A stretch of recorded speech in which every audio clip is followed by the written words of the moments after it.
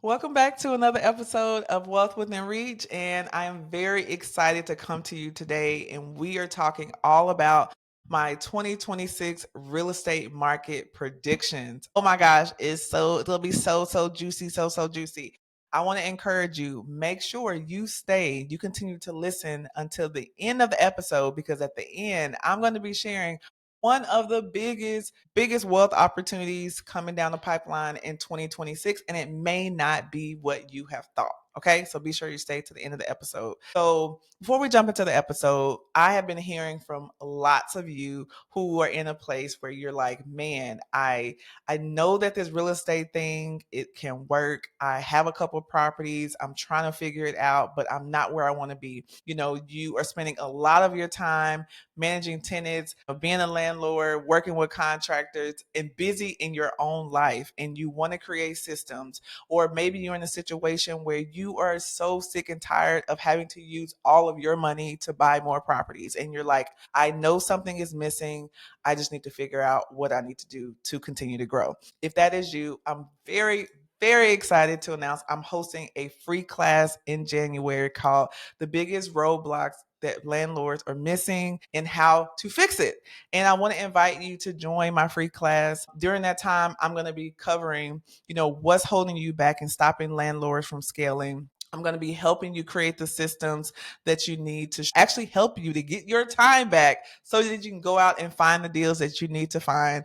I'm going to be actually helping you to see what is holding you back from moving forward in confidence so that you can prioritize these specific steps moving forward in 2026. And at the end of our time, I'm going to host a live Q&A. So I'll be there to answer your most pressing questions and roadblocks that is holding you back so you can move forward in 2026. So it's free, it's live on Zoom. Make sure you go to the link below and register today. All right, so let's jump into the episode. So when you watch a lot of YouTube and different things like that, people are talking about the real estate market prediction. They're talking about, should you flip? Should you buy a property? Should you do this? Interest rates. All those things are really important. But underneath all of that, the most important part of this is employment, is jobs. Because if people are not able to have jobs, then guess what? They're going to have a hard time paying you rent. Okay. And so it's really important that we understand what the overall job and employment information and we're expecting when we're talking about predictions moving into 2026. So right now, the national unemployment in the US is sitting at around 4.4%. I hear that over and over again. It's still low. That number is still low, comparatively. But when you break it down for demographics specifically, that number changes. Specifically, African Americans' unemployment rate is actually 7.5, nearly almost double the national average. Okay. And Hispanics are right at 5.5.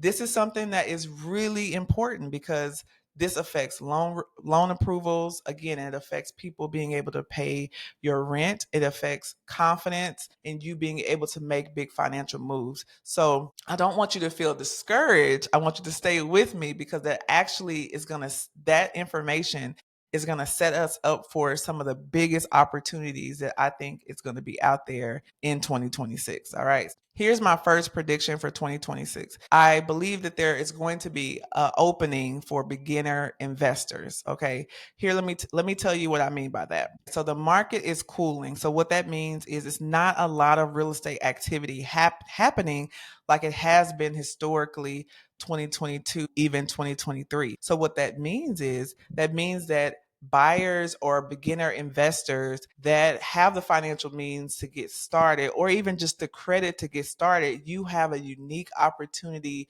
this upcoming year to take advantage of some really amazing incentives, whether that is new construction with builders being willing to buy down your rate and give you some money on closing costs, or down payment assistance, being able to leverage down payment assistance programs to cover your cost of your down payment will be able to help you to get that savings that you need to get into a property this year. That's huge. Believe it or not, down payment assistance programs are so underutilized in our communities. It's crazy. It's crazy how underutilized they are. We assume that you have to make a certain amount of money, or there's certain income caps, or that they're not all forgivable, or that, you have to pay them back, but that isn't true. There's so many different types of down payment assistance programs that are out there. And I think that for the person who is looking to do what we call a step up property, you're looking to move into the property maybe for a short time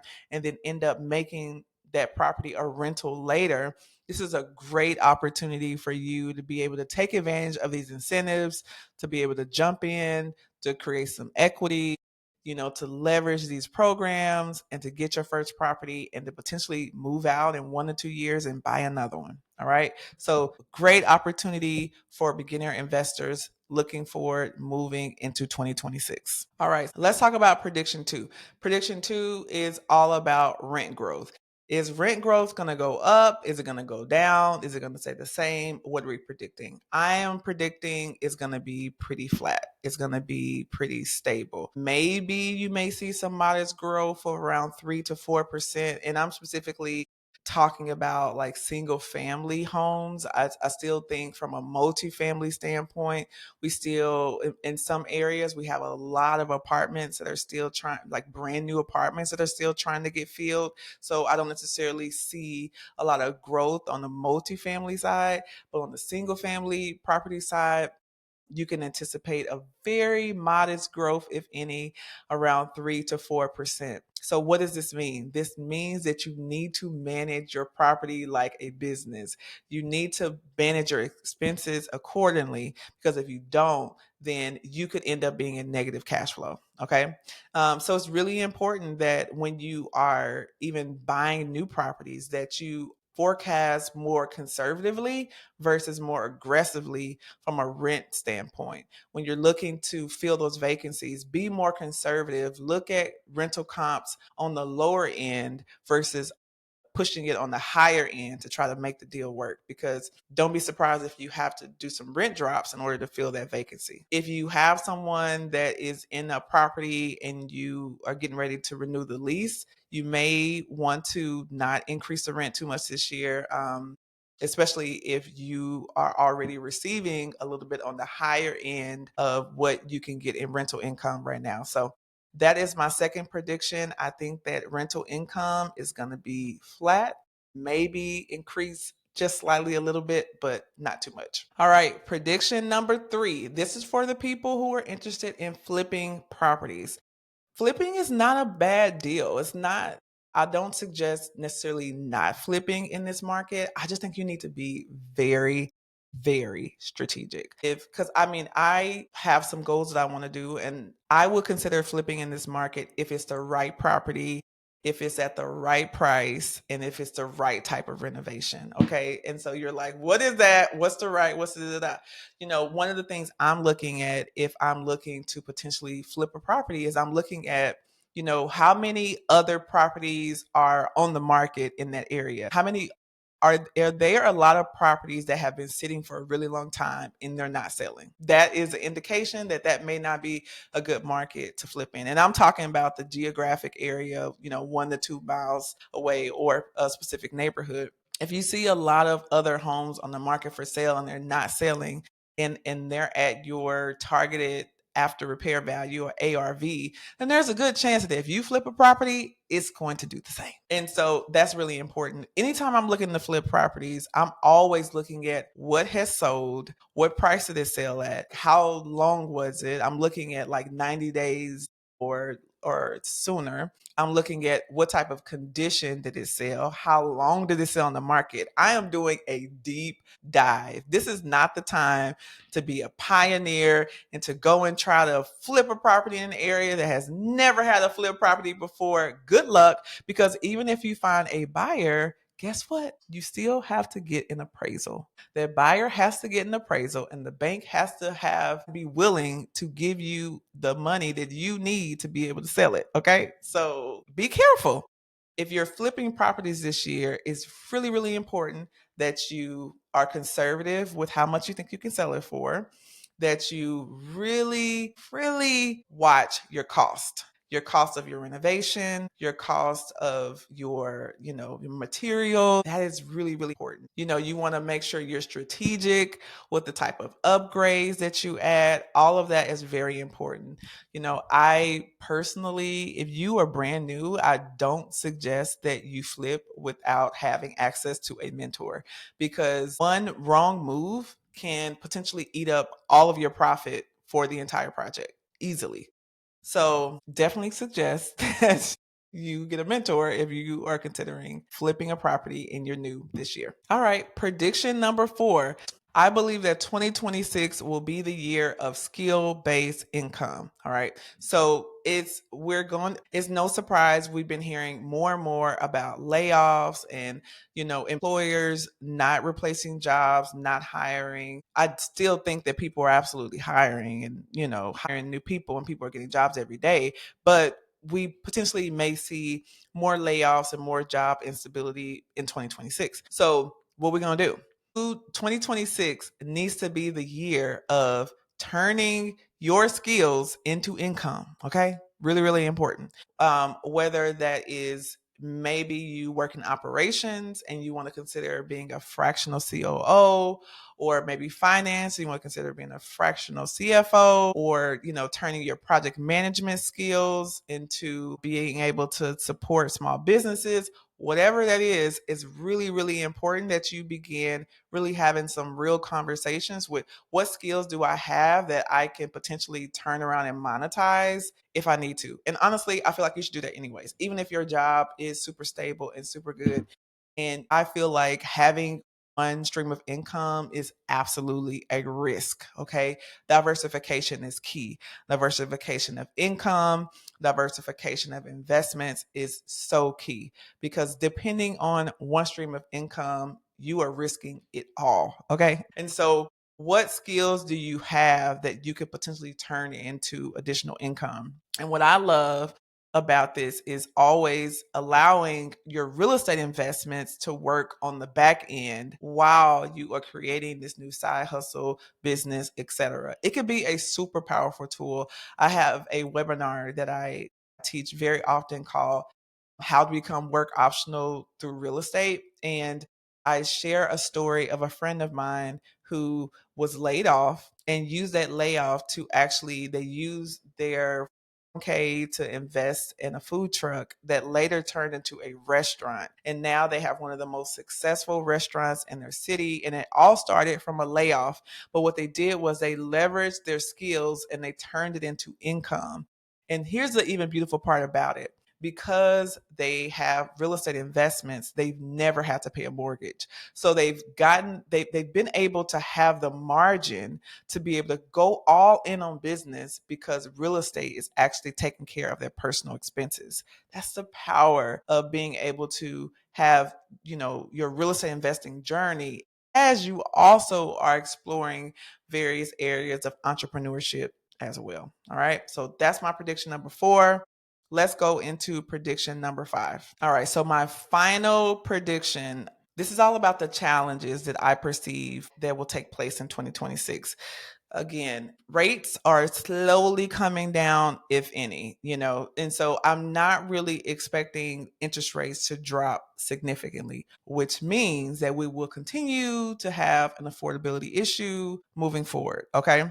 And so what that means is some areas are not going to be increasing in value as high as they have been in the past, which means that we may have some appraisal issues moving forward. Maybe you're doing a renovation on a property and you're doing what we call a BRRRR. So you're going to refinance it after you renovate it, and you are anticipating on getting 300,000, but because the values have maybe dropped a little bit or not increased, instead of that property appraising for 300,000, that a property ends up appraising for 275,000.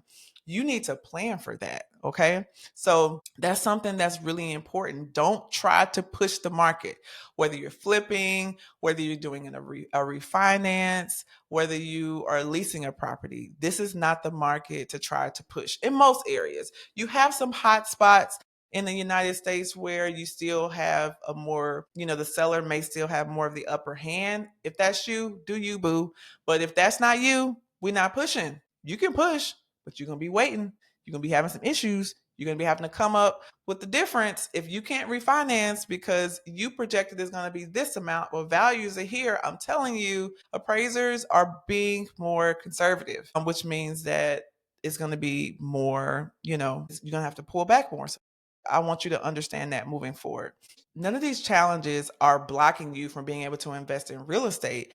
It's just simply requiring you to have a strategy and preparation to help you be able to move forward. Which, again, this is why my class is going to be so important, because a lot of times as a landlord, you're spending so much time running around, focusing on the $10 to $15 an hour task, and you don't even have time to focus on finding the new deals. Speaking of fantasy, that I think is coming in 2026 is I think that there's going to be an opportunity for more people to be able to leverage creative financing. Creative financing is my jam. Okay. I'm talking about things like sub to or owner finance and things like that, being able to help someone who may be in a situation where they're facing foreclosure and yeah, helping them to avoid foreclosure by taking over their mortgage for them and being able to take over the property, and relieve them from, facing foreclosure. And that ends up turning into you having a new property at probably a really sweet interest rate, like 3% or, even lower. That I'm going to see more and more of those opportunities happening. I'm already seeing them happening right now. So that's something that is something to look out for in 2026. Also, again, more creative financing. You have houses that have been on the market for a really long time. Sellers are getting more open to creative ways of getting unloading the properties and getting them sold. Enters creative finance. And creative finance is one of the strategies that I teach in my community, where I help expose people to so many different types of financing strategies that you may have not even thought of before, that will allow you to be able to buy property without having to put 20% down. So again, I hope you enjoyed this episode. Be sure to register for my January class. If you connected with this episode, you absolutely have to come to the class. I'm going to be sharing so much valuable information that is going to help you set up for success in 2026. Again, be sure to like and subscribe, and I will see you next time. Thank you.